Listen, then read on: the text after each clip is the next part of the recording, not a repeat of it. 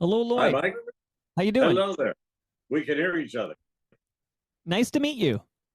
Nice to meet you. Thank you very much. My goodness, you've interviewed everybody on Earth, it seems. Well, it took me Currently alive.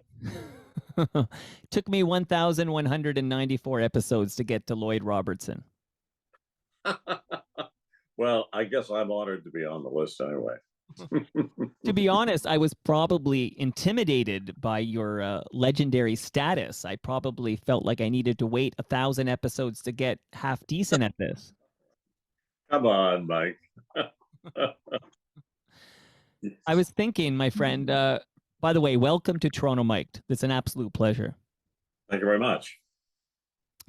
Lloyd Bridges, Lloyd Mosby, Lloyd Robertson, you're one of the great Lloyds. Thank you. In esteemed company there. Happy belated 89th birthday, by the way. Happy birthday to you.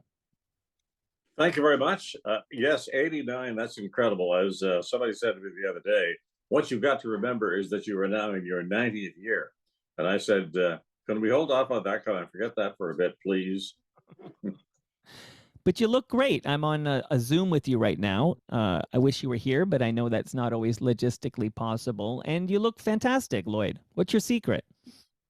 I have no secrets. I worked hard all my life from the time I was 18 years old and just did what I loved, which I think probably was one of the secrets because I found my bliss very early in broadcasting. I knew what I wanted to get into and I got into it and I lived that life. And I was doing things and I'm still doing a few things right up until the present time. Well, I want to go back. In fact, I want to go all the way back to Stratford, but just a couple of notes that came in. I let the FOTMs, that means Friends of Toronto Mike. Lloyd, you're now an FOTM. Hi, FOTM. So I got a bunch of lovely notes. I'll just shout out a few people. David says he's missing you. He misses you on his TV. Jackie Delaney loves you. Colleen. Oh, I know Jackie. Hi, Jackie. She says she loves you. And Colleen Christie says she had the honor of being your colleague and says you're a class act. Oh, hello, Colleen. So nice to know that you're still there. Good. And Sparky, this is a great way to start before we go back to 1952. But Sparky wants to know, what have you been up to? He wants to know what's Lloyd Robertson's life been like since he retired from CTV National News. Well, first of all, when I retired from CTV National News, I went right on to full-time W5, which was really kind of part-time when I compared it to the 5-day-a-week treadmill that I was on with the National News. But I got to do longer form journalism items, and I very much enjoyed that. And I did that for 5 years, from 2011 until 2016, 2017. And then I continued as what they call a special correspondent. And that means they can call on me for a bit of this, a bit of that from time to time. Since then, I've been on panels with elections. I have done a few other kinds of things for various CTV outlets across the country. And most recently, I was on the air during the Christmas period when Ian Tyson died. And I had done a documentary on Ian Tyson for W5. So they called me and said, would you come on the air and talk about him? So I went on and talked about him on the news channel for a period of time. And I was clipped, as they called it, for the national news. That is, there was a little segment of that on the national news that night. And then they took the news channel portion and they edited it down for the next day. And they ran a longer piece on that because he was quite, he was a legend in Canada, of course. I mean, he was right up there with the greats. And I had the privilege of interviewing him out at his ranch. And I got to the place, the little house where he wrote his songs on the prairie in Alberta. And that's where he wanted to live. That's where he wanted to live and die in his last years. And I consider that a great honor to have been able to spend that time with a great guy. And of course, we're both riders. I mean, I was a rider, horseback rider for a number of years with my pal Craig Oliver out there on the ranches in Alberta. And we had that in common and we had a great time together. Yeah, great loss for this for the world, but for this country particularly. Four Strong Winds is sort of a Canadian anthem of sorts. Yes, and he told me about that. He said, we made a mistake when we were doing that originally on the original recording, and I liked the way it sounded, so we kept it in, and I think it contributed to the success of the song. And many people, of course, recorded it, went on to make it quite famous, one of the major hits of all time. I love the Neil Young cover. I mean, I do like the Ian and Sylvia version, but that Neil Young cover, that's my go-to when it comes to Four Strong Winds. Well, he claimed that Neil Young was the one who really made that song as popular as it ultimately became, the Neil Young cover, and Neil Young himself, of course. And he also told me that he was the guy who got the Beatles on the pot. Now, this was a legend, and I asked him about that. This was a legendary comment that he had made many years before I talked to him. And he said, well, I may have. He didn't really want to talk about that, but it was funny. And I don't know whether it was actually true, but as I say, it's out there in the maze, and it's something that I put to him, and he kind of acknowledged it, but didn't really go on to talk about it much. Well, Lloyd, sometimes you need to print the legend, right? Mm-hmm. Mm-hmm. Yeah. Do you mind going back on Toronto, Mike? We kind of go back and then we walk forward, but I wanted to go back to CJCS radio, maybe even before that. Like, what made you want to get into broadcasting, Lloyd? Well, my home life was kind of sheltered because my mother had very severe mental illness, and I couldn't invite my friends around to the house. My father was physically ill. I was born very late in life for the two of them. My father was 60 years old when I was born. So I listened to the radio a lot, and I listened to those great shows of the time, like the Fred Allen Show, Wayne and Schuster, all of those kinds of things. And I listened to the end of the war. I remember the end of the war broadcast, World War II in 1945, the war in Europe, and then, of course, the end of the entire war later. And I was drawn to radio, but I was drawn to that world, which I think led me out of my own surroundings. So I think that was the first hint I had that I was really interested in radio, the radio world. And then during the time the troops marched home from the war in Stratford, Ontario, where I was born and grew up, the Perth Regiment, I was standing with my friends under the broadcast stand that had been set up for CJCS. And I listened to the two broadcasters whose names I remember to this day, Ken Dugan and Ken Ellis. And I later worked with Ken Dugan at CBC in Ottawa.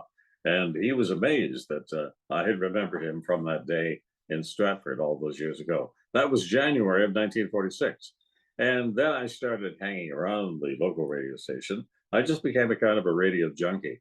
And as I said in the book I wrote, that well, some kids, their heroes were the great hockey players. Mine were the local stars of the radio station.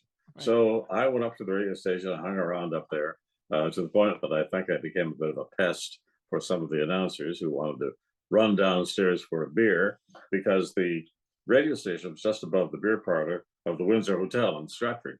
So they would want to dash downstairs for a beer, and they didn't know whether the kid should see that or know about that if he had ambitions to get into radio. Some other guys wanted to bring their girlfriends up there on a Friday night or Saturday night, and I'd be hanging around. So they finally asked the manager, could you get rid of this kid? We just don't like him hanging around all the time. So the manager came and talked to me, and indeed said, come back in a few years, kid. So I did. I was determined to get back to the radio station. So I was a friend of a young man by the name of Arthur Burt, who was the stepson of the owner of the radio station. So I got to know Art. I got an interview with the program director of the radio station, and he said, well, you seem as though you're really interested in this career, and I tell you what I'll do. I'll hire you as an operator on the soundboard. Now, you may have known what that was in those days, because that was the days of the 78 discs and later the 45 RPMs. And I would roll records for the other announcers during the busy commercial periods, specifically at noon and later in the afternoon. And then when I was in my last year of high school, they allowed me to do one of the main shows of the day, Tops and Pops, which was 4 to 5 in the afternoon with the top 10 songs of the day and the top of the charts, no matter what they were. And I did that as my first broadcast on CJCS. And then later, when I finished high school, and I managed to graduate, even though I was hanging around the radio station a lot by then, legitimately hanging around at that time. Right. They said, well, you show some promise. We don't know, but we'll give you a try. So they put me on the air. And as luck would have it, 2 announcers quit at that time. This was 1952. And I think I must have filled both their slots because I was doing the morning show from 6:30 until 9. I was doing the Stork Club, the arrival of the new babies in town, at 11 o'clock.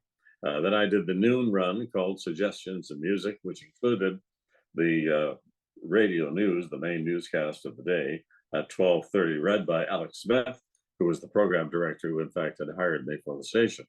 And then on Saturdays, it was my honor, and he passed this along to me, I was able to do the 12:30 news, which was not as much listened to on the weekend as it was during the week. So he handed that one off to me. And then I also did, I came back at 5 o'clock, I did Uncle Lloyd's Birthday Club, and then I did the 6:30 edition of the local news. So that was my day, which was kind of from 6:30 in the morning until 6:30 at night, with a break in the afternoon of a couple of hours to pick records for the next day or sleep if I wanted to, I guess. I didn't get much of that. But it was a lot of fun, and I enjoyed every single minute of it, and I enjoyed it all when I moved on to CJY Guelph, then the CBC in Windsor. I wanted to break into television. I got that through the CBC in Winnipeg. Then Ottawa, where I was introduced to the political culture of the country. John Diefenbaker was the prime minister at the time, then Lester Pearson. And then I came to Toronto. And in Toronto, by the way, as a staff announcer, and there were about 30 of them on staff, I was right at the bottom. So I had to work my way up from the bottom because they said to you in Toronto, you know, okay, kid, you're now in the big time. Right. We don't care what you've done. You've got to prove yourself here. So that's what I had to do. And gradually, I worked my way forward until I did the national news on the CBC from 1970 until 1976. Then I went to CTV, finished off there, and it was 41 years total doing national news on CBC first and then CTV. So that was a distinct honor that I can carry with me, being an anchor for both national networks and working on radio at CBC too. I really enjoyed that. Wow, Lloyd, we're definitely going to get there. I actually have a nice note here from Mike Hannafin. He wants to know, do you know, Lloyd, if your vintage Underwood typewriter from your early days at CJCS in Stratford had been saved? Because Mike writes in to say that he used it when he was working there in 1981 to 1984, and then later it got a display spot in the newsroom after the computers took over. So do you know anything about what happened to your Underwood typewriter from CJCS in Stratford? I can tell you absolutely. It's right here in the den, over in the other corner, with a gold plate on it because it was presented to me at an award ceremony in Ottawa in 1996. Wow. When I received the Gold Ribbon Award from the Broadcast Society. And so I have it right here. Amazing. Apparently, it's the original typewriter. They saved it.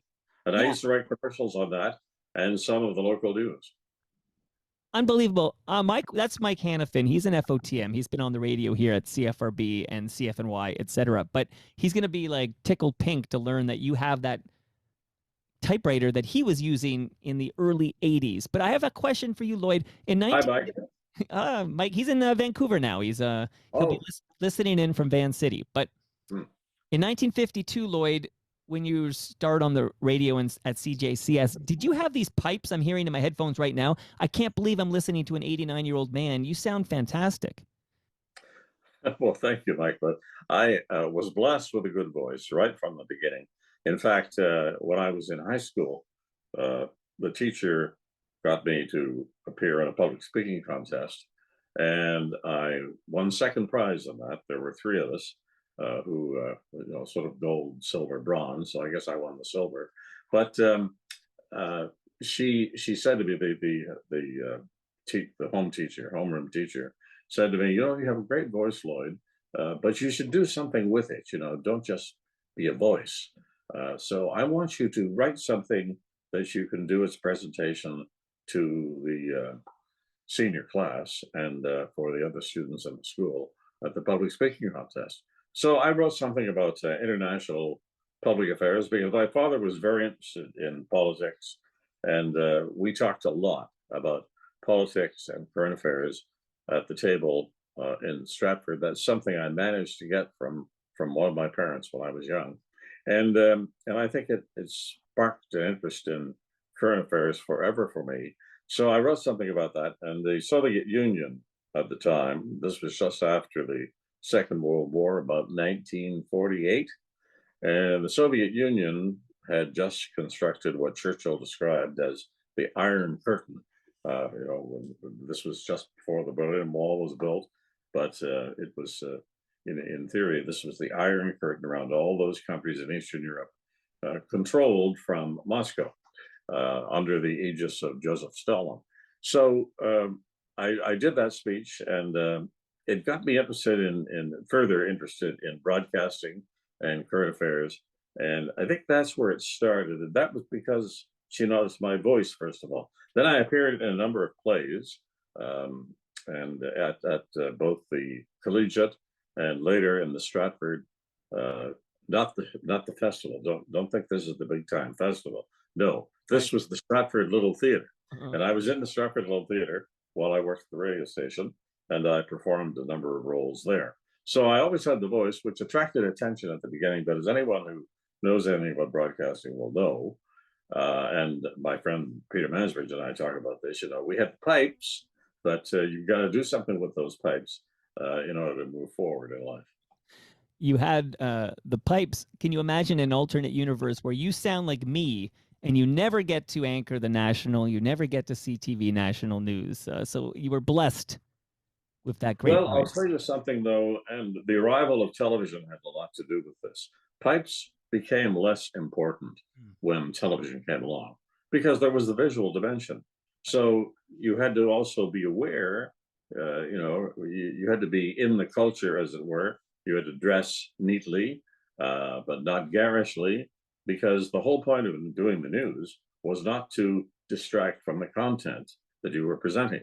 So you'd always try to be neat. I tried to buy the right kind of suits that wouldn't have too thick stripes in them, ties that weren't garish, that kind of thing. Occasionally, I followed that up. I would buy something that drew too much attention to the dress code and not enough to what I was reading about. So the visual element took away, I think, a little bit of that, and people who were not blessed with great voices, but had, I would say, pleasant voices or good voices like yours, then they would be able to participate in the broadcast industry. Unlike the old days in the 40s and early 50s, indeed going back to the late 30s, when you had to have the pipes for the Jack Benny program, that kind of thing. You go back on some of those old big LP discs, you'll hear those guys, and they all had the big pipes, and they were all doing the introductions to the great shows. And then there was Lauren Green, of course, who went on to Bonanza, and he was a broadcaster in Canada at the CBC, and he did the nightly news bulletins during the war, and he was called the voice of doom. And of course, Lauren could really rumble it out. And he went on to a local radio station in Toronto, CAY, when he also opened up a broadcast school, which he ran in Toronto for a period of time before he went to the States. Amazing. Now, Lloyd, I know we did that little jump ahead. We're coming back again. Before I get you to Toronto, Stephen writes in, I'd love to know more about his time with 14, I should know this, 1460 CJOY in Guelph. Do you mind just a little more? Yes. I went from CJCS to Guelph, and it wasn't because I didn't enjoy what I was doing at CJCS. It was because I really felt that I had to get out of my hometown. And it was because all my friends, including my girlfriend at the time, whom I eventually married, they had all gone on to university and they were following this profession or that profession. So I'm there working at the local radio station, enjoying myself no end. But people started to say to me, you really should start moving on. So one of the announcers at the station had contacted Guelph. I auditioned there. I really wanted to go to CFPL London, which was kind of the go-to place for the announcers from Stratford. But I sent them a couple of tapes and they said, well, okay, kid, but call us back in a couple of years when you have more experience. So I thought the more experienced part made sense to me. So I went to what at the time was a burgeoning, very popular radio station that had already turned out some stars onto the national scene, like Gordy Tapp, for instance, and also the man who was the voice of the Friendly Giant, and he was Bob Hom. Bob Homme? No, not Bob Homme. Okay. Oh my gosh, the name has escaped me. But anyway, he was the partner to the Friendly Giant, and they had turned out some really successful people. And Carl Bannis, who went on to become a great commercial broadcaster in Toronto, and also worked for CKFM. They had all graduated from that station, even though it had only been on the air a couple of years. So I went there and I had a great time there because it was my first job out of town. There too, I did the morning show. And I also became kind of the assistant news director because there, the news director said to me, Lloyd, you have a great voice. I know you're interested in news. So be my backup. So I was his backup to Al Hodge, was his name, the news director at the time. And I was there for about a year. And then, purely by chance, Pete Griffin, who was Pete and Geets later on Chum around Toronto, Pete said to me, Lloyd, you've got the pipes. You should audition for the CBC. Well, I wasn't particularly anxious to work for the CBC. I was enjoying private radio, the cut and thrust of private radio. Anyway, I came to Toronto.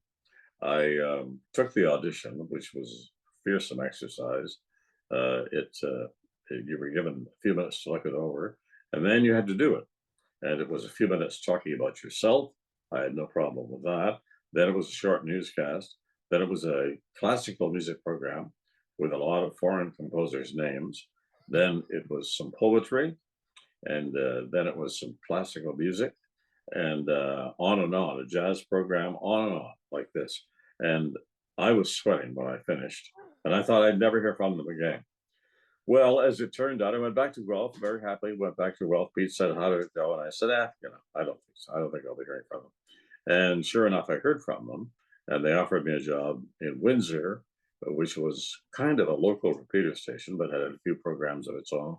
And I went there, CBE Windsor, and I worked there as a summer replacement announcer for 3 months. And then when the time came, I got lucky again because one of the announcers left there to come to the Jack Kent Cook station in Toronto, CKEY. And I was offered the slot, so I took it. And that made me a CBC announcer, a much coveted role in those days, back in 1954, when I started. And I worked there. The trouble with Windsor at that time was that it didn't originate very many programs. There was one called What's New, which was on the old CJBC here in Toronto. And it was a 15-minute broadcast at noon every day, and I did some of that, of new records. And then I did some news there and a little sports there, because everybody did everything in those days. If you could do it, you did it. There was no real specialty. I did sports, I did news, I did everything. But I wanted to break into TV, and I couldn't do that in Windsor because the CBC at that time only had radio there. So I applied for Winnipeg, got it, and that started me on the path in television. But Guelph, I remember it very fondly, and a great city too, a wonderful place to live. And I'm hearing it still is. My most recent guest is MPP for Guelph, Mike Schreiner, leader of the Green Party of Ontario. Oh, the Green Party leader, yes, Mike Schreiner, good man. He was here kicking out the jams, as we say, and we were talking about the Green Belt. That was just the most recent episode. So yeah, Guelph is Wonderful, wonderful city. Absolutely. All right, Lloyd. So we've got you at CBC now. You joined the Weekend News in 1962. Is that another addition, or do they just tap you on the shoulder and say it's Well, time? I know that's in one of the bios they sent out. It didn't quite go that way. I came to Toronto and I worked my way through some programming in Toronto, including the Observer with Harry Boyle. I did my first international assignment as a host of the Tokyo Olympic Games in the evening. That was a great experience because it was the first satellite coverage of an Olympic Games. And in those days, we didn't really trust the satellites that much. We carried the opening ceremony live, and I did that with a broadcaster, a great broadcaster by the name of Ted Reynolds from Vancouver, passed away a few years ago, great friend of mine. And we recorded a half-hour show each day, which we then fed to the satellite to be sure that it was on tape and it wouldn't drop out during the broadcast. So, because we could feed it again if we had to.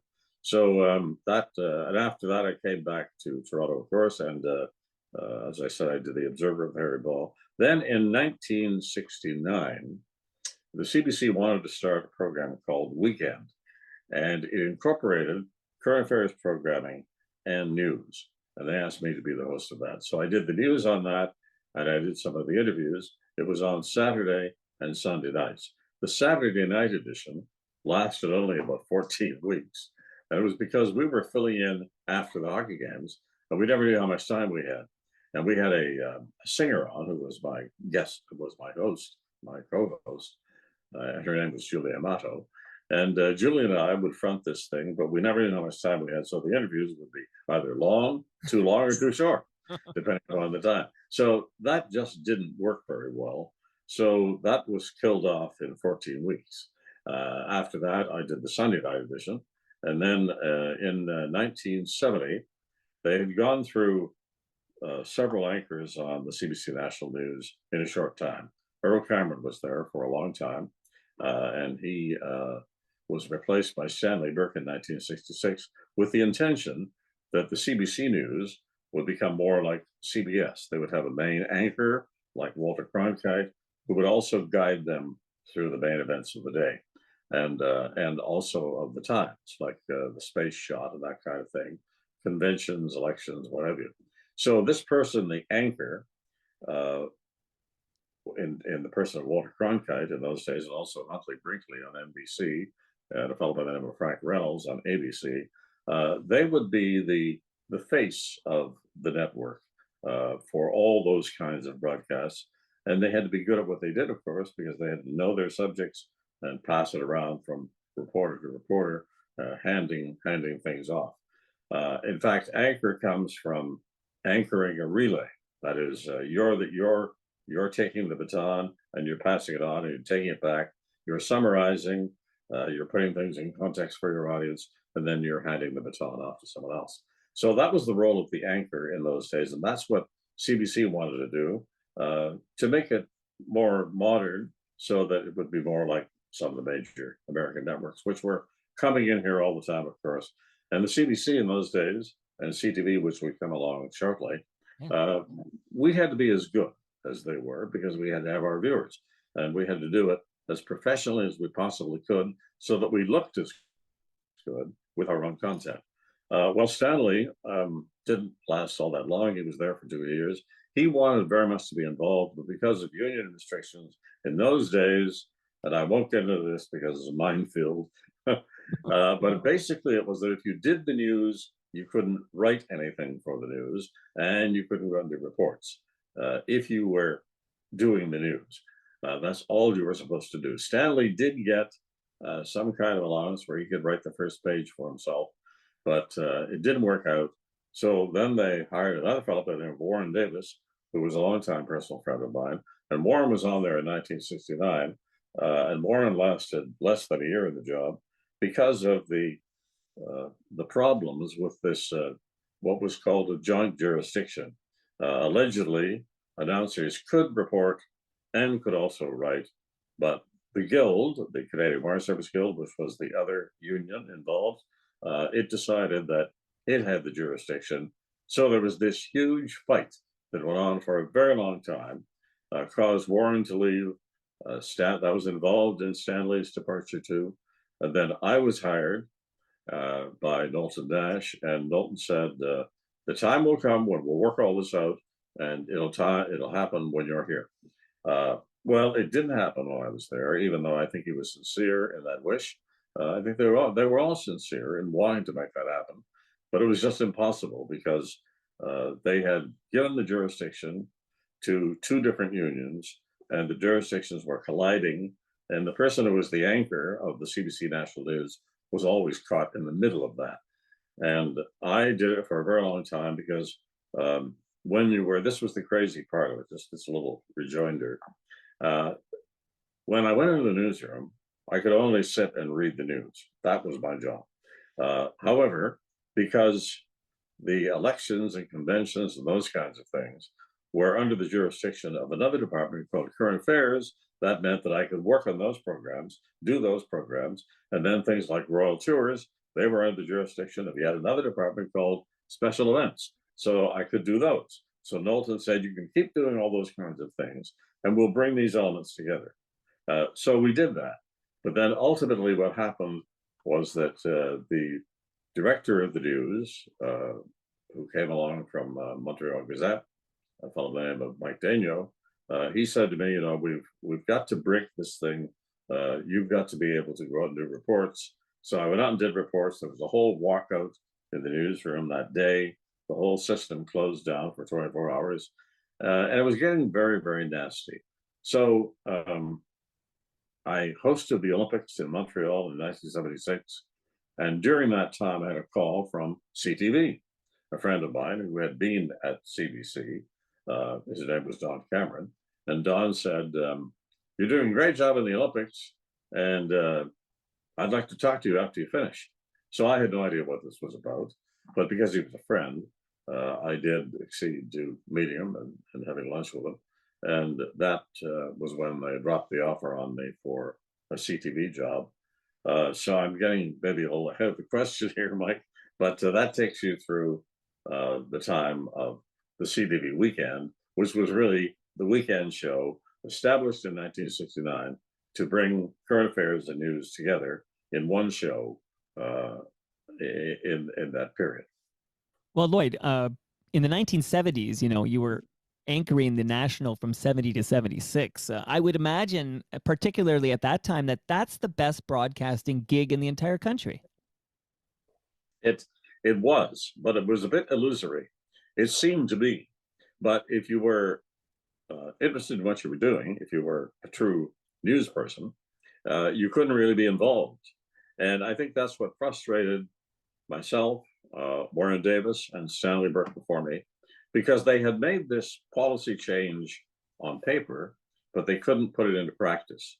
And it took, it took 10 years to settle that, actually more, because when I left, they put Peter Kent in the job. And Peter, of course, was a reporter. And they said, "We're not, from now on," they didn't say this publicly, but we all knew, they were going to hire only reporters for the national news on CBC. Because Harvey Kirk, who was doing the news on CTV at the time, he could do everything. He could write, he could go and report, and so on. So CBC knew that it had to get into that game. It had to be able to say that this person fronting the news was a real news person, as was the person at CTV. So that's why I say it was a key position, yes, in terms of public profile and public exposure, but it was a bit illusory until they changed it later. So that sounds like a major factor in how you were lured to the competition. So, you wanted to write and do some things the union rules wouldn't allow you to do. But again, if this is, off base, let me know. But the raise wasn't so bad either, right, when you go to CTV? Right. They made it very attractive for me. To my great surprise, they offered me a 10-year deal, which they offered just after I told CBC that I was quite upfront with CBC all the way through. I said, "I've got this offer, and I'm bringing it back to you, etc." And CBC said, "Well, we can't." Dalton Nash, who was negotiating with me, he said, "I can't do 10 years. I just can't. That's not possible. I later found out that there was another fellow who was the vice president general manager of the English Network at the time, who allegedly, who said to a reporter, because it was quoted, he said, "I wouldn't give the Queen a 10-year deal. I'm not giving Robertson a 10-year deal."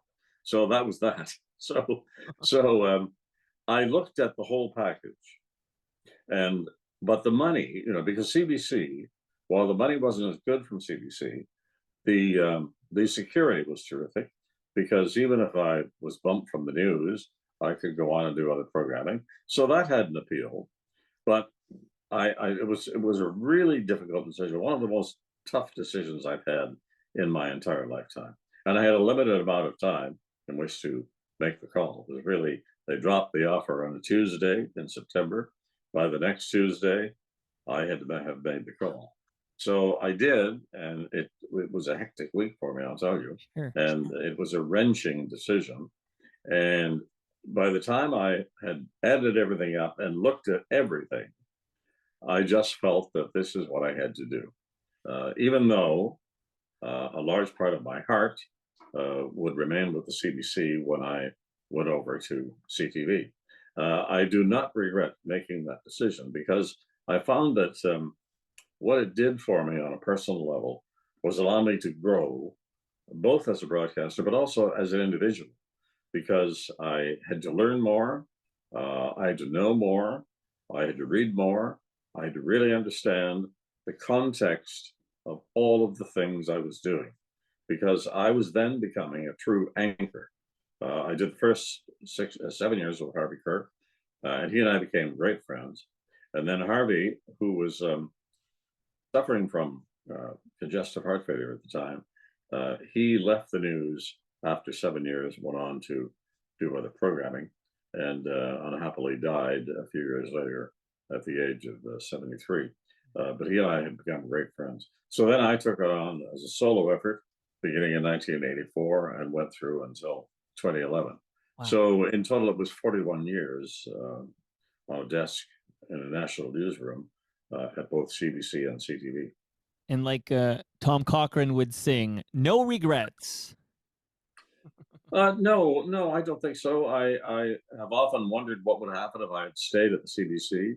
And the problem is, I think I had become a battering ram. That's how the union, the news union, regarded me. That management was using me as a battering ram to break through their jurisdiction. So I did wonder what would have happened, and I realized that it wouldn't have worked. It just would not have worked. What they were trying to do would not have worked with me. I think when I made that decision to move, what happens with big bureaucracies, just as a little rejoinder, what happens with big bureaucracies, they tend not to want to do what really needs to be done, because it's going to be disruptive. And it was very disruptive.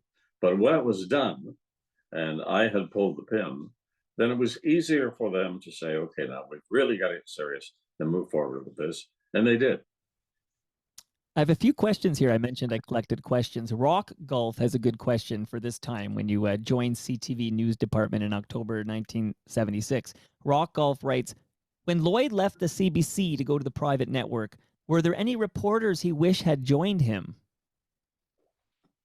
Well, I did manage to lure over there with me the executive producer of CBC News Specials, who was a terrific guy, and I had worked with him. Tim Kotcheff is his name. And Tim came with me, and Tim really brought an enormous amount of experience to the table. And I have often said that I think, they got me. I was the high profile, but Tim was the nuts and bolts guy. I mean, he really knew how to put programming together, and he did a superb job turning the wheel at CTV News until we became the #1 newscast in the country. And I credit him with that as much as anything I could have done. Amazing. Now, Brian Gerstein, you actually, just a moment ago, Lloyd, you were talking about Walter Cronkite and some of these American broadcasters. Brian's wondering, who are the broadcasters in the USA that you most respected at this time? Well, one was one of my very good friends, Peter Jennings, Peter and I worked together at CBC. People forget this, but Peter was at CBC for a while. And I remember to this day when he called me up to the announce booth at CBLT, the local TV station in Toronto for CBC. And he said, the private network has made me this offer, and I don't know about it. I'm going to do their news. And I said, well, what does your father say? Because his father was the vice president of the CBC at the time, Charles Jennings, who was very well known in the broadcast industry. He said, well, he says, go ahead if you want. Go ahead. He encouraged me. And I think I think Charles Jennings knew instinctively that as long as Peter works at the CBC, everybody would be saying, oh, well, you're only where you are because your old man is a vice president. So Peter moved. And that was the beginning of really his journalism career. He started at CTV on the news, and he went from there to ABC. And that first little period with ABC in the 60s didn't really work for him because he was dropped in with Cronkite on one side and Brinkley and Huntley on the other, and it just wasn't working. So he went out into the field for ABC, and he worked as a reporter in the Middle East and in London and elsewhere for a very long time, and came back in the 70s and became a co-anchor on ABC News and eventually solo anchor. He was a very good friend, and I admired him greatly. He was a full broadcaster in the sense that he could do everything. He spoke extremely well, great command of the language, and he also had a sense of history. And I think you could see that in him. He put the events in context. He knew how to do that. Also, of course, there was Walter Cronkite, whom I had the pleasure of meeting a couple of times. And I think Walter was the quintessential anchor because the word was made for him. I never got to know Chet Huntley. I met David Brinkley once, and all of them I admired greatly. And I think they set the tone for Canada because whether we like it or not, we are still influenced by American culture. I think the great success in Canadian terms was that in news in Canada, we matched them and bettered them because our newscasts in this country on all three networks have higher ratings than the American networks have in this country. Now, for a lot of the events that are American in orientation, people will go to CNN or CBS or ABC or that's different.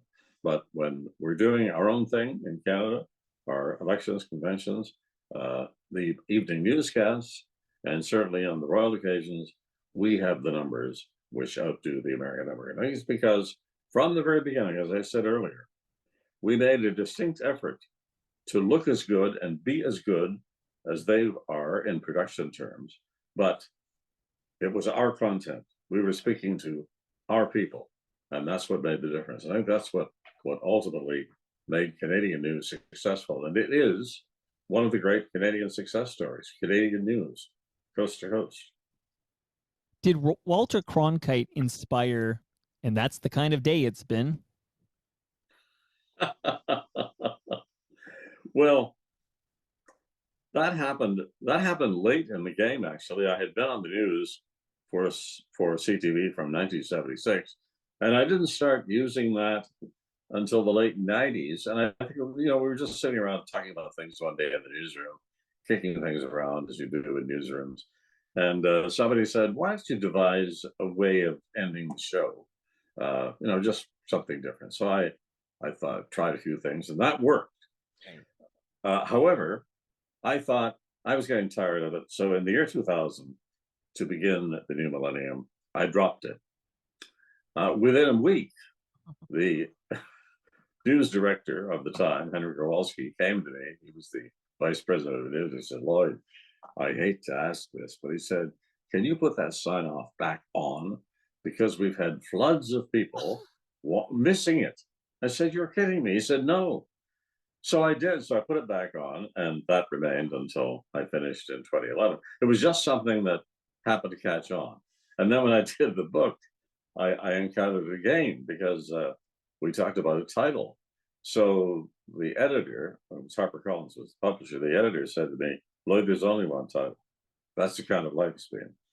Right. And I said, are you serious? My life isn't over yet. He said, that's the only catchy title that you can use because it'll click in people's minds. And you want to sell books? That's how you sell books. So I said, well, okay. So the book became, and that's the kind of life it's been. Well, you sold some books. Excellent, excellent. Hey, this will surprise you, Lloyd, but in your great legendary career, where you did so much, wonderful work with the news in this country, the question I got the most often, and I'll credit it to Robbie J and Marathon Mike and several other people, they all want me to know your thoughts on Floyd Robertson as played by Joe Flaherty on SCTV. What are your thoughts on that character? Oh, I love that character. I got to know those guys, Earl Camembert and Floyd Robertson.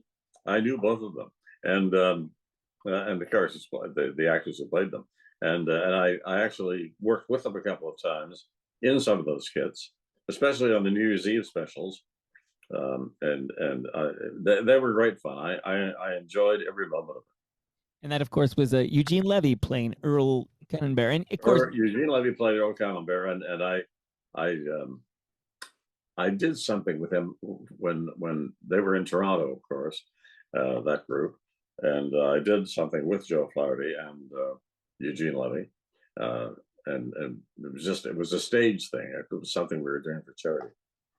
Amazing. And for the younger folks that are listening right now, they might not know Eugene Levy. The name of that character, Earl Camembert, is based on Earl Cameron, who was also a anchor for the CBC. I don't know if they called it the National back then, but this was in the late 50s and then up until 1966. That's right. Well, Earl was the second regular anchor on the national news. The first was Larry Henderson, and Larry left in the late 50s. Right. Earl came on, and Earl was terrific. Now, Earl was a very, very sound, good announcer. That's what he did. He read the news. And when they wanted to change to what they thought was a more modern format in the late 60s and brought in Stanley Burke, Earl went by the wayside. And that move, by the way, had an influence on me when CTV came calling, because I thought to myself, if the culture changes here and they want to do that and they can't do it with me, I'm going to be out the door, because that's just the way it works in television. So I thought, well, I'd better make this move because I too could be passed over in years to come. By the way, the name of the person who was on The Friendly Giant from Guelph, Rod Conybeare, just came to me. Okay, good. No, thank you, because everybody's fiercely Googling that. That's amazing. And when you just said that sentence a moment ago, Lloyd, you just said that's the way it works in television. I could hear Dave Hodge flipping his pen. Wasn't that a great moment? I did a whole audio documentary about that moment, talking to people who witnessed it and talking to Dave about it. And yeah, that's like sort of when you leave, the National for CTV, and then when Dave flips that pen, these are like great moments in Canadian broadcasting. Well, I remember that moment very distinctly, and I heard something about that moment. It was when the president of sports, the head of sports, as he was called at the time at CBC, was in a room with the head of the Russian television operation, the Soviet TV operation at the time, and a couple of other people, including a few Americans, all executives. And they looked at him and they said, somebody did that on our network, we'd fire him. Next day, Dave was fired. No, Dave tells me, this is a fun fact, Dave tells me he was never actually fired. He says he just went on and did something else and they didn't ask him back. He said it was like an unsaid, quiet firing is how Dave explains it to me. He just went on and took a gig, I think, with, I want to say the Minnesota North Stars, I want to say, but very interesting time in Canadian broadcasting. By the way, Lloyd. Well, I think what happened, I'm sorry, I think what happened there was that he was on contract, of course. And I think they just didn't renew or said, right, we don't need you anymore, or your time is up, whatever. And all that because him and Bob Cole were enjoying the curling earlier in the day, and it got preempted, and he was so upset at the curling being preempted. I think it was a Brier that the idea that they weren't going to finish the overtime of the hockey game. It was just like that was it, the straw that broke the Dave Hodge back. Well, it was a crazy decision. I mean, I agree with Dave. It was a bad decision. They should have stayed with the hockey game. Right. No doubt about that. But I know Dave. I talked to him about this, and it was frustration. I said, "You were just expressing what every broadcaster who was watching that felt. They should have continued." Absolutely. And speaking of like hockey programming and executives, I got a great note from Scott Moore, Oh, Scotty Moore! Hello, Scotty Moore. who, by the way, is working with Drake now. Yes, so I've heard. Good for him. Scott writes in, ask him about the time we almost got arrested in Barcelona prior to the Olympics in 1992 doing camera stand-ups. He goes, I thought I was going to have to bail our main anchor out of jail. Well, and this happens so often in these situations. You're in a foreign country. You're not quite aware of what all the rules are. It happened to be in China, too. You're not quite aware of all the rules. And you're doing something somewhere where you shouldn't be doing it. And they came along and cornered us. And I was considered, the culprit here. And so was he, because we were the two principals putting this together. And Scott's a great talker. Great talker. He can talk his way out of anything. And he talked us out of getting arrested. So congratulations to you, Scott. I remember it to this day. Yeah, he's a great talker. He's been over here a couple of times. But Heather McDonald writes in. Heather writes, my dad, a retired colonel, spent many nights in studio with Lloyd answering questions regarding the Gulf Wars in the 1990s. My question is, what does he think about how the coverage of the Ukrainian-Russian war has been like in Canada? Does he think the current media is doing a good enough job covering this conflict? Well, she's comparing it to the Gulf War at the time. Now, there weren't as many outlets at that time. I presume this is Brian McDonald's daughter. Is that right? See, I don't have that detail, but I think that's a fair guess, I think. What a wonderful man he was. What a wonderful man. He and I had great chats, great times together. We were going full tilt on that war because Canadians were deeply involved. It's a little different this time because Canadians have no boots on the ground there, whereas we did in the first Gulf War. And that's why we were covering it, you would say wall to wall in those days as much as we could. And Brian was a big help. I think they're doing Ukraine as well as they can do it.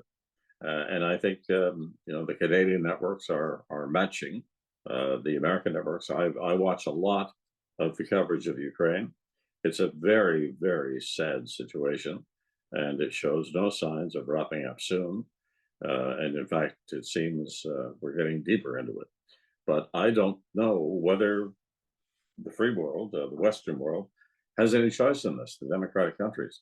Because if you're going to seize territory, and Ukraine, of course, has always been close to Russia, not just literally and figuratively, but in cultural terms too.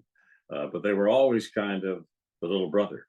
And Russia has always wanted to rule them. Although apparently, originally going way back, Ukraine asked for the Tsar to protect them way back in 2 centuries ago. And that's how Russia got more control of Ukraine in the first place. But as I say, I think the coverage is being done as well as it could be done. I watch a lot of different outlets. I watch the Canadian networks. I watch BBC, which is doing excellent coverage of it, and CNN as well as others. David Angus. Nice to hear from you, Ms. McDonald. Beautiful. I know she'll be listening, so that's wonderful. David Angus writes in, what was the hardest news story that Lloyd Robertson ever had to break? Oh boy, well, there were a few of those. One was the death of Terry Fox. And I did the Terry Fox funeral. I got to know him a bit. I interviewed him when he was in Toronto. And I remember when he started his mission, we thought, oh, yeah, a kid saying he's going to run across the country. He has this leg amputated and he's going to do it. And we followed him to Newfoundland, touched the dip when he put his toe in the ocean. We covered that. And then we sort of went away from it for a while. Well, we kept hearing that crowds were building. And when he went into Quebec and in Montreal, people were turning out by the thousands to see him. Then he came to Toronto when he went to Nathan Phillips Square, and we saw the reaction. I went down and talked to him, and it was something unbelievable. And I have been asked many, many times to analyze what it was about Terry Fox. And I always say, well, he was an average kid from an average family. And that's what people connected with. Just that he was one of us. We could feel what he was going through and we empathized. So when his death, when the news came that he was dead, we decided at CTV that we would mount a telethon. And we raised a lot of money that night. I think it was something like, I'm not sure now that I think about it, but it was in the neighborhood of 10 million. And that helped carry forward the cause of the Terry Fox Marathon of Hope. And then I went out to BC to do the funeral.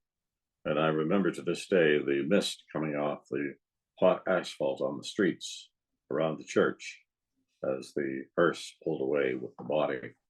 And I had great trouble controlling my emotions that time. And I did, in fact, my voice cracked. And I always thought that was okay. That's okay with anchors when you're in an emotional situation that everybody feels. You have to be very careful, of course, when you're covering politics, because there you just have to park your prejudices at the door, as they say in newsrooms, and cover everything objectively. But for that occasion, you let your emotions go. That was one of the most difficult. Then the other one, of course, was 9/11, which came as a complete shock, and having to rush into the studio, tearing through traffic to get there, being bounced into the chair very quickly, and being on the air for like 14 hours. 9/11 horrific, absolutely. But hearing you talk about Terry Fox, I got chills because I was, I guess, the perfect age for that story as it was happening, and it really affected me. Where now every single year, without failure, I run for Terry in the Terry Fox run and raise money. That's every year for me because I was so affected by that young man. Good for you. I do the walk now. I used to do the run. You know what? I will say this. I think because I go with my kids, I really do walk as well. I'd like to call it the Terry Fox run just to, sound impressive, but I'm walking that myself. Good for you. This is for me, okay? Forever, I'm a big fan of The Simpsons, and I had always heard a rumor, and now I'm going to get your take on it, but there's a rumor out there that the character Kent Brockman on The Simpsons was based on Lloyd Robertson. Have you ever heard this? Never ever heard that. Where did you get that from? That's new to me. Like, he's got a great voice like you, and he kind of looks like you, I would say, like a handsome anchor. And there you go. There's your compliment of the day. Thank you. Okay. There was created during that period, before The Simpsons, actually, a number of anchor characters who cut a certain mold. They had a mold for them. They cut them out and they said, "This is what an anchor looks like." Right. A good-looking but not too handsome guy, and so that men could relate to him as well as women. And I think that may have come from that. I do remember there was a character who was really in the age of AI. You can relate to this. The head, Radiohead. You remember? Oh, Max Headroom. Max Headroom, yeah, Max Headroom. That was another character cut out as the anchor. I don't think people say, well, will artificial intelligence come to the point where they won't need anchors for newscasts anymore? I really believe that Max Headroom showed the way with that because People want a real human being talking to them, not some Right. creature that is created, Right. filled with words, which come out in a certain direction, which gives you the news of the day. You will be able to get that if you want it that way, but I prefer to think that people still want the human dimension. Oh, agreed, agreed. Now, Lloyd, before I get to the second most asked question, when I said that Lloyd Robertson was finally making his Toronto Mike debut, I'm about to get to that second question after the Floyd Robertson question. You mentioned Carl Banas earlier. Carl famously is heard every December on our TVs when we all watch Rudolph the Red-Nosed Reindeer. Mhm. But you did, I did see you on Corner Gas. Not Yeah. quite the same, but you have had your fair share of appearances on the television outside of the news. Oh, yes. Well, you get those calls. I did a lot for the New Year's Eve show with Royal Canadian Air Force, a lot of those, and they were great fun. And then I did a few. ER was one for CTV, Corner Gas, a couple of occasions with Brent Butt for CTV Corner Gas. Yeah, a few things like that. They're always fun. They came with the territory because I think when you become someone who is in people's homes every night, you're a familiar character, Mhm. and they want to use that to I don't know, pump their own shows, but it's but also I think you uh, if you enjoy it, it's fun to do, and I really enjoyed my time with Air Force. Amazing. Now, I got to get you out of this job. Did you suddenly decide that was it, time to retire? Like, why did it ever come to an end for you on CTV National News? Well, when Ivan Fitson became the CEO of CTV in 2011, he dubbed me anchor for life. And he said that I could stay there as long as I wanted. And I knew that as long as my health held out and the ratings held up, of course. If the ratings had dipped, I wouldn't have been there. But as long as that all held together, I could go on until I just didn't want to do it anymore. And I think what led to 2011 was that we had a couple of people who were really ready to go. I I never discourage people to become backups for me because I think that you have an obligation to encourage young talent. So in both cases, they could have gone elsewhere. So the time just came when I was 77 years old. It was time for me to 76 at the time when I made the decision. It was time for me to encourage a choice. So I encouraged a choice, and we made a choice, and it was Lisa LaFlamme, and that was that. And I went on to WI full time. So I believe to this day that was the right decision. And I felt that, at 77, uh, how much more do I have to prove? How much further do I have to go? I could have done it, I'm sure, for maybe another year or two, but I didn't want good people to get away at that point. This reminds me of when Knowlton Nash stepped aside so that Peter Mansbridge could become anchor at the National.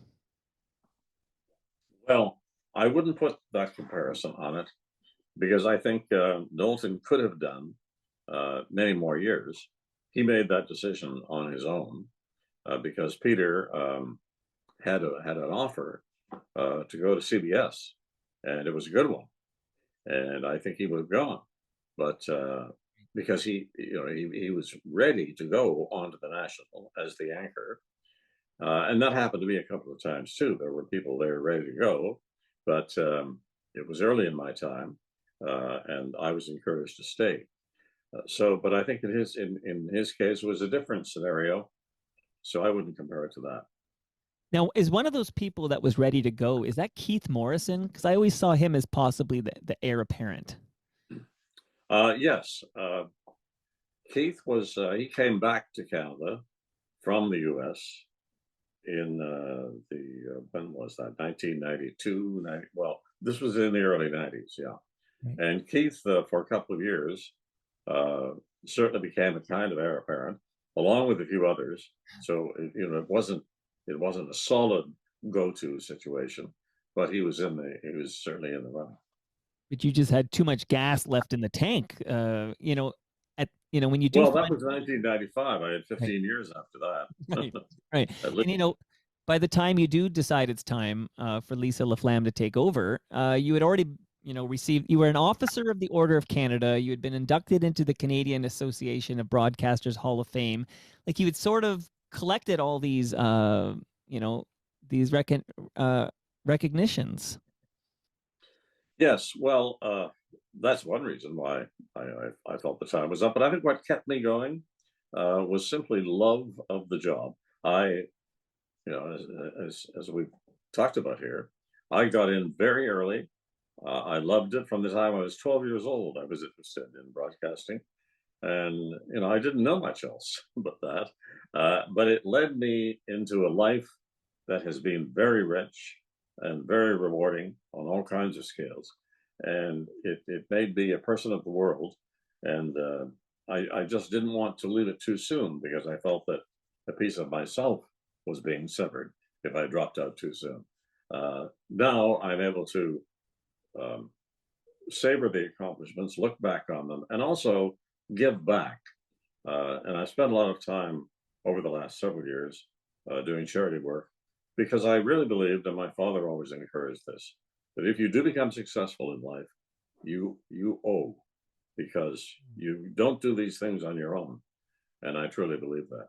You may be blessed with a certain talent, and if you are, people will help you, and you have to give back.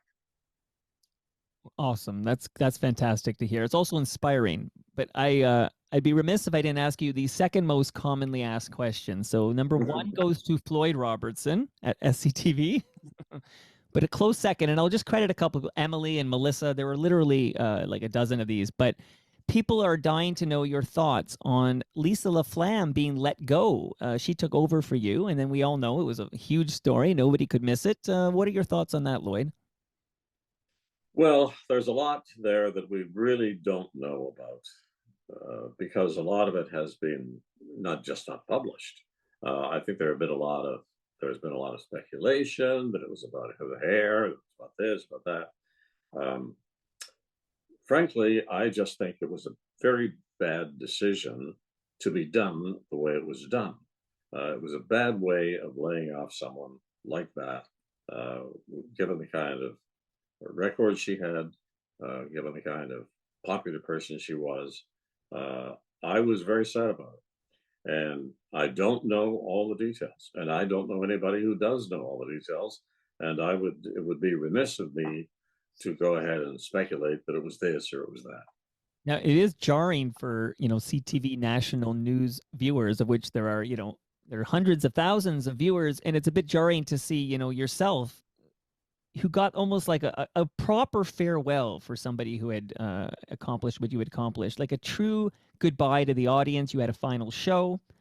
Meanwhile, Lisa LaFlamme just sort of one day wasn't there, and about a month later, she just put out a video on Twitter and said, yeah, they told me to stop coming to work. Essentially, that's a paraphrase, of course, but that was the essence of the like. It is jarring because you got such a Well, I proper think that came first, actually. I think her announcement on her own came first.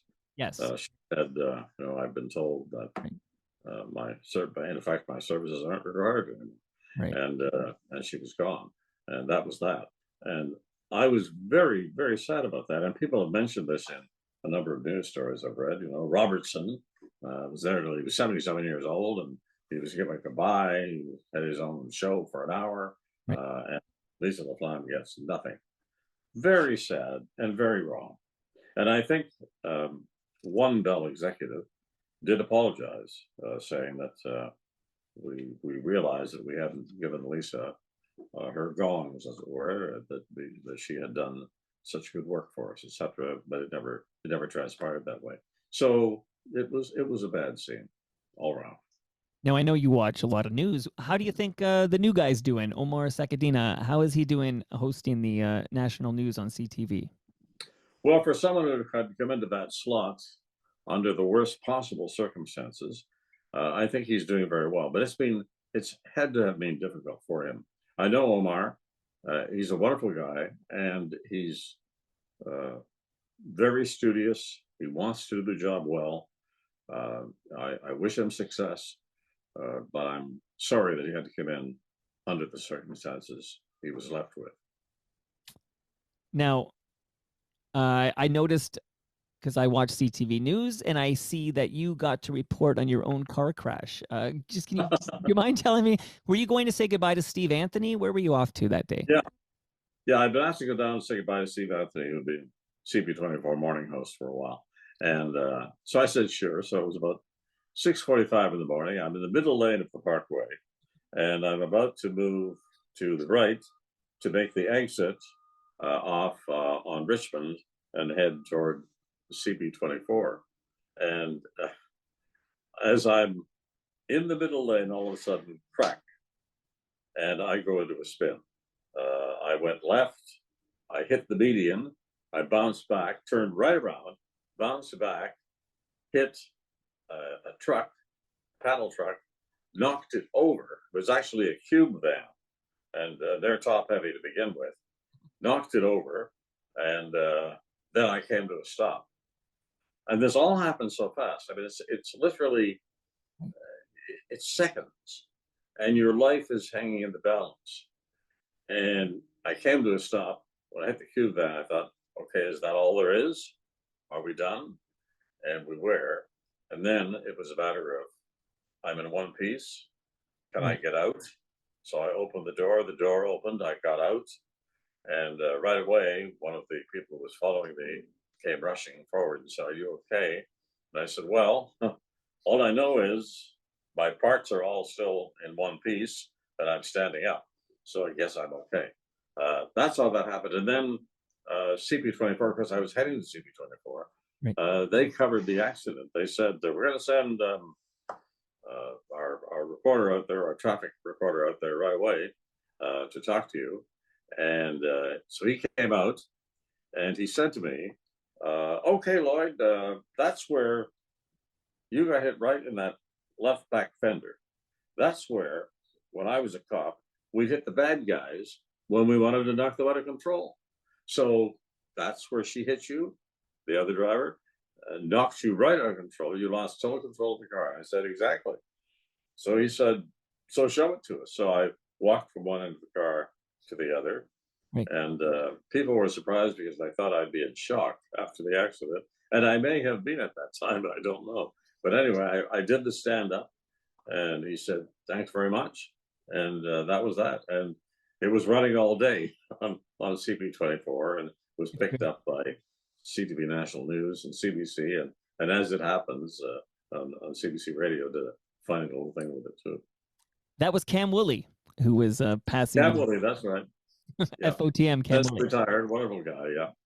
Yeah, he on his way, his last shift, he did his last shift, and then he popped over here and did his exit interview before he headed north. But speaking of FOTMs and speaking of Chum City personalities of yesteryear, like Steve Anthony, did you know David Onley?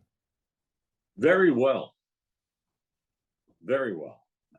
And I was working on the Apollo moonshots in the late 60s, early 70s.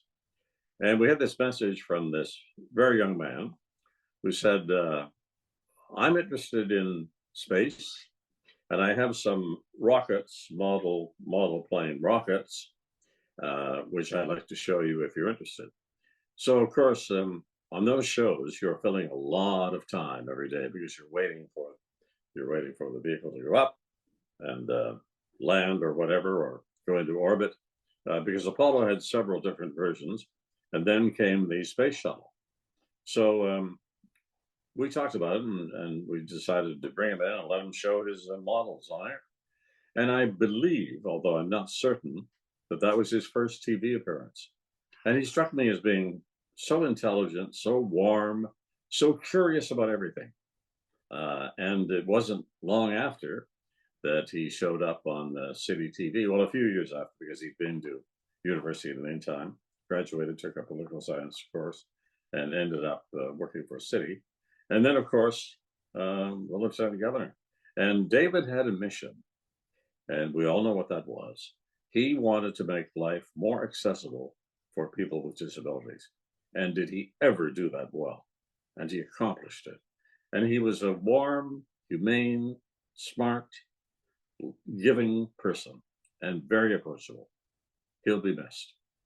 Absolutely. David Onley was a sweetheart. And Lloyd, you're a sweetheart because I took so much of your time. So I'm just going to finish by asking you, because I got a great question from the cleaning guy. That's what he calls himself. He wants to know, are you buddies with, and I believe this to be true, but are you buddies with fellow FOTM Peter Mansbridge? Oh, sure. We hooked up for lunch a couple of times, both during the time we did the news and afterwards. And Peter is living in my hometown right now. Stratford. He moved there. Cynthia, yeah, his wife Cynthia was a member of is still, I believe, a member of the company at the Stratford Festival. So they moved there, and he commutes. The last time I saw him was at a funeral for a colleague, and it was in January, I believe, of last year. And he had driven in from Stratford. And he said, boy, he said, it really snows up there. And I said, yep, it's snowball country. And then last week he was down in Florida, and I got a message from him on my birthday saying, I hear you're 89 today. I'm about to tee off here with a mutual friend of ours, the mayor of Stratford in Florida. So I wished him well. And yeah, sure, we're back and forth a bit. Well, here's a small world story. I believe Cynthia and Peter's son works with Scott Moore. I mentioned he was working with Drake. I believe they're working together in that project. Oh, really? Oh, that's what Cynthia tells me. I met him when he was about 10 years old in the Chateau Laurier Hotel in Ottawa. Cynthia introduced him to me, and he seemed like a nice, pleasant young man at the time. I know he went on to other things, to university and so on. Yeah. Do you still volunteer with Farm Radio International? Yes, I just finished a meeting with them this morning about Farm Radio Day, which will come up on February 14th this year. And that goes back to my CBC days of George Atkins, who I was his announcer on the farm broadcast on CBC back in the 70s and 60s. And George kind of bonded with me because we're both from Southern Ontario, Southwestern Ontario. George was a farm boy. And I lived on the edge of Stratford, the city of Stratford, right next to the farms on the farm country. So I knew a lot of farm kids. So George said to me, well, Lloyd, if you were that close to the country, I consider you a farm boy. So we bonded, and he talked to me about his efforts at the time, which was to start the Developing Countries Radio Network. He went over as part of the United Nations project to help farmers in underdeveloped countries, specifically in Africa. And George was a big, gregarious, warm guy, and he really wanted to get down on the ground with the farmers and help them. So he talked about irrigation methods and all sorts of other things. And before he passed, he said, would you take over the letter that I do every year, the fundraising letter for Farm Radio International? So I said, George, I would be honored to do that. So I've been doing that ever since. And he has, he passed many years ago, but he also left such a legacy because he has been, one of those people who made his mark in a very real way on the farm community, not just in Canada, but around the world. So I am honored to be a part of that. And we're giving out I'm giving out the George Atkins Award again on February 14th. And I'll be interviewing the winner, who is a young woman from Africa, from Malawi, who does farm broadcasting over there. Well, Lloyd, I'm honored that you took the time to talk to me. I found this fascinating, and I truly appreciate this. Thank you very much, Mike, and great to be on your list finally. Thanks very much. Thanks. If you ever need anything, you know how to reach me, but that was incredible, and I'll drop it in like a half an hour. So that was beautiful. Okay. Thank you, Mike. Pleasure to talk to you. Take care. Have a great weekend, Lloyd. Thank you. I'm glad you got all those great questions. That was terrific, too. Oh, I left some on the cutting room floor because I'm like, how can I take 90 minutes of this man's life? It's like, okay. That's for the sequel. Take care. Bye-bye.